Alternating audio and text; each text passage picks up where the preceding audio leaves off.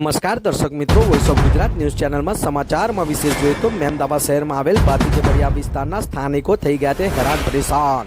આપ દ્રશ્યમાં જોઈ શકો તેમ આ વિસ્તારની અંદર સ્થાનિકોને ઉભરાતી ગટરોની સમસ્યા, વળી આપ દ્રશ્યમાં જોઈ શકો તેમ ઉભરાતી ગટરોના ગંદા દુર્ગંધયુક્ત પાણીના રેલા, વળી પીવાના પાણીની સમસ્યા।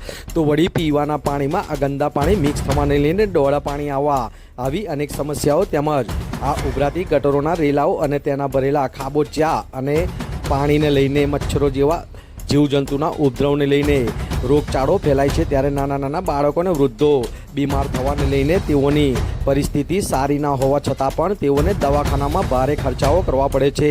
ત્યારે આ સર્વ સમસ્યાને લઈને અહીંના સ્થાનિકોમાં રોષની લાગણી જોવા મળી હતી। ત્યારે મહિલાઓ દ્વારા આ સર્વ સમસ્યાઓને લઈને મહેમદાવાદ નગરપાલિકાના ચીફ ઓફિસર શ્રી એવા કૈલાસબેન પ્રજાપતિને ડોલની અંદર આ ગટરના ગંદા પાણી અને પીવાના પાણી, ડોળા અને ગંદકી જેવા ડોલોની અંદર ભરીને ચીફ ઓફિસરશ્રીને રજૂઆત કરવા પહોંચ્યા હતા। ત્યારે આ દ્રશ્યમાં જોઈ શકો તેમ મહેમદાવાદ નગરપાલિકા ખાતે પહોંચેલી મહિલાઓને ચીફ ઓફિસરશ્રી દ્વારા સાંત્વના આપીને તાત્કાલિક યુદ્ધના ધોરણે કર્મચારીગણને ભાતીજી ફળિયામાં મોકલવામાં આવ્યા હતા અને પાણીના સેમ્પલ પણ લેવામાં આવ્યા હતા। આમ ભાતીજી ફળિયાની અંદર ઉભરાતી ગટરોની સમસ્યા, ગંદકી, તેના રેલા અને પાણીની અંદર ગંદા પાણી આવી જેવી સમસ્યાઓને લઈને તેઓ દ્વારા નગરપાલિકા ખાતે જઈને રજૂઆત કરવામાં આવી હતી। વિરાંગ મહેતા, મહેમદાવાદ।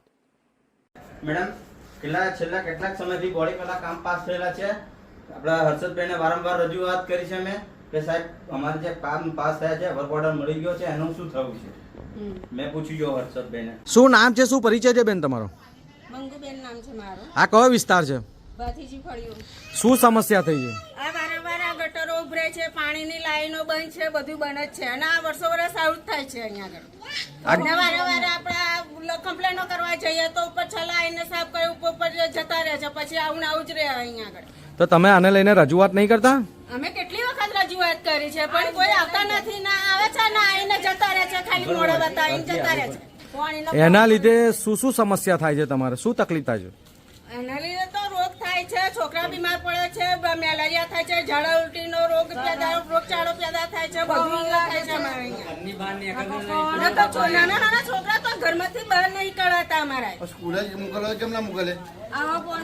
તો આ તમારા નકરી દુર્ગંધ મારે છે, બરાબર? આ બધા આના રેલા રેલા તારે છે। આ વિસ્તારમાં કેટલા મકાનો છે આશરે?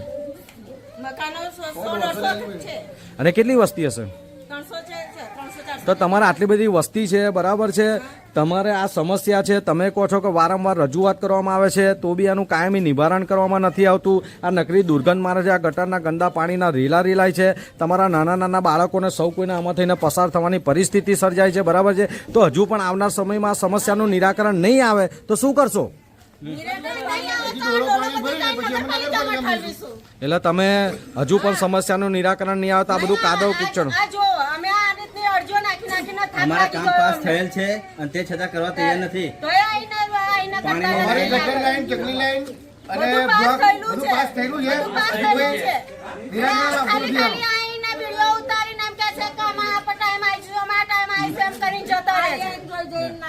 વોટિંગ પેલા સાહેબ છે ને બધા ખોદવાઈ આવતા હતા, મિલવા આવતા વોટિંગ પેલા વોટ લેવાના થાય તો તમારે વોટિંગ પતી ગયું, એના પર બધું પતી ગયું। તો એ વખતે તો તમને બધા બહુ જણ મળવા આવતા હતા, સારા સારા।